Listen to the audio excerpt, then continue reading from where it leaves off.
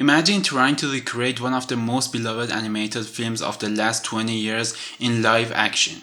Big risk, right? Well, that's exactly what How to Train Your Dragon 2025 just did. And the question isn't just did they pull it off, it's should they have even tried. Today I'm breaking down everything you need to know, the story, the reception, what works, what doesn't, and whether this remake ends its wings or crashes and burns. Let's enjoy cinema.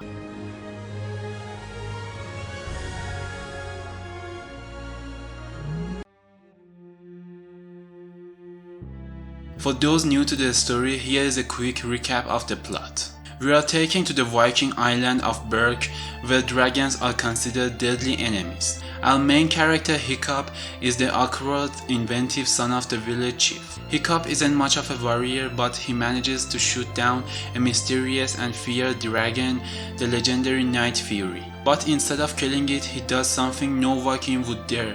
He sets it free, he names it Toothless, and the two form a powerful bond. As Hiccup secretly learns more about dragons, he begins to realize they aren't the monsters everyone thinks they are. But when the village is threatened by an even more dangerous force, Hiccup must choose between what he's been taught and what he now knows to be true. It's a story about friendship, courage, and challenging tradition. If you've seen the original 2010 animated film, you will recognize most of the major beats.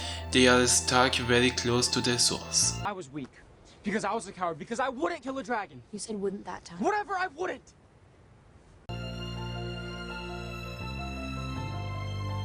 Let's talk about the film overall. First, the visuals. The CGI here is top tier. Toothless looks incredible in live action, expressive, powerful, and believable.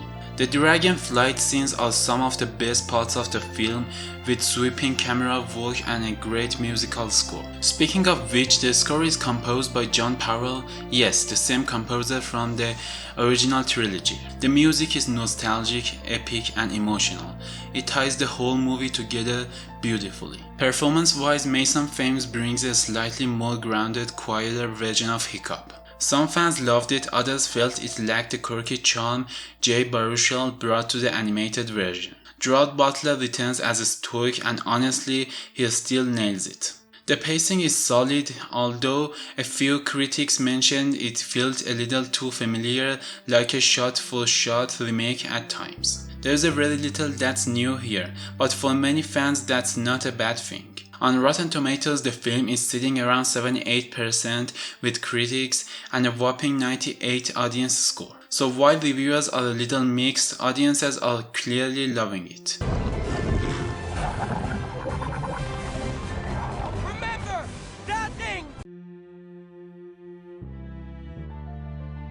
So why is this movie such a hit? First, it respects the original. Director Dean DeBlois, who also directed the original trilogy, returns to guide this remake. His approach is clearly, if it ain't broke, don't fix it. That's why the story still works. It's emotional, inspiring, and visually impressive. Second, the CGI work and practical sets make this world feel real. Berk looks like a living, breathing Viking village. The dragons aren't just fantasy creatures, they feel like animals with weight, emotion, and presence. Third, it appeals to new generation. For kids who never saw the animated films, this is their first taste of this world. And for longtime fans, it's a nostalgic return.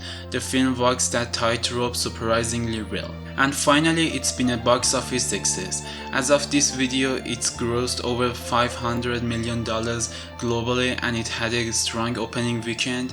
Clearly, people are showing up.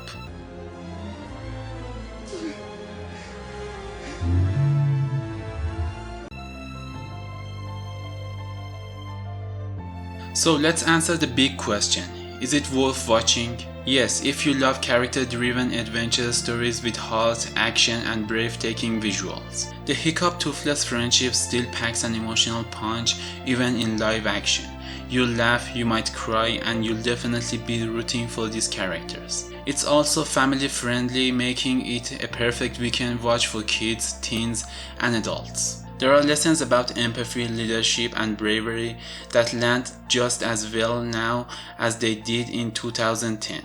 That said, if you are expecting a bold reimagining or something drastically different, you won't find it here. This movie plays it safe, but sometimes that's okay, especially when the source material is already so strong. Behind these doors are just a few of the many species you will learn to fight. The deadly nada. So here's my final take. The 2025 How to Train Your Dragon is beautifully made, faithful remake that doesn't reinvent the wheel, but it doesn't need to. Its emotional visual is stunning and full of heart. If you are a longtime fan, you'll appreciate the love and care put into it. And if you are new to this story, this might just be the perfect place to start. I'm giving it a solid 7.5 out of 10. Thanks for watching. If you enjoyed this review, make sure to give it a thumbs up, subscribe for more honest takes, and drop a comment below. Did the remake meet your expectations? Did you prefer the original? I'd love to hear your thoughts. Until next time, don't forget to enjoy cinema.